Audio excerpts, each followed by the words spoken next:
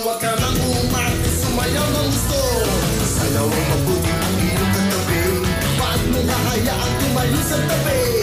Okay man wala, basta ka wili-wili. Sayaw ang